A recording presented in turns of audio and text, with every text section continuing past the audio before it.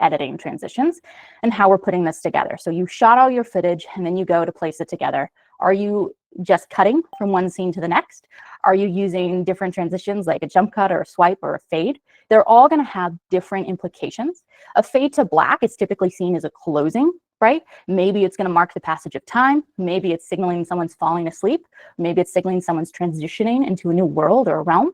Or if you're going, really classic and thinking of this from a playwright perspective, a fade to black might mark the end of an act, and then you're moving into your next content. I think the match cut or the jump cut are really common, as well as panning or kind of swiping, like having that same movement flow into your next scene. And they're very easy tricks or easy places to start for when you're thinking about how to make your transitions a bit smoother. We don't want to jostle that kind of energy. So when we're editing, we want to try to make sure that we're editing on a rhythm, and whether that is matching beats in audio or it's kind of staying on top of the story.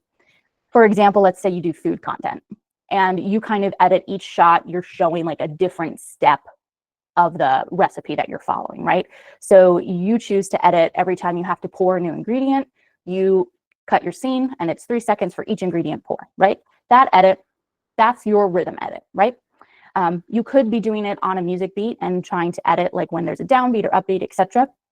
And you'll see when you go back and watch it, you'll feel how you're editing if your visuals are also in line with your audio. I think something to do if you're kind of starting out or you're trying to just start experimenting with editing, making sure that you're matching either movement or placement is a great way to start, and it'll look like you have a bit more experience than you do if editing is kind of something new to you. So matching movement would be if I end a scene where I pan from left to right, making sure that I start the new scene with that same movement. I think if you go and look at a lot of trending short form content, you'll see that is getting used a lot.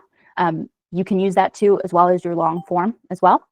And also just staying consistent. And I don't mean like consistent with posting. I mean consistent in what you're showing on the screen and when.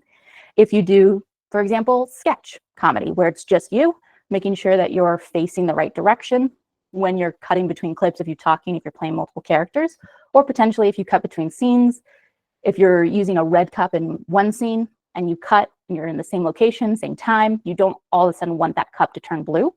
You want to keep those consistencies, keep that set consistent and those details consistent in order to keep your audience immersed. If you can avoid breaking the illusion of whatever content you're creating, again, it'll help the audience stay engaged and stay watching.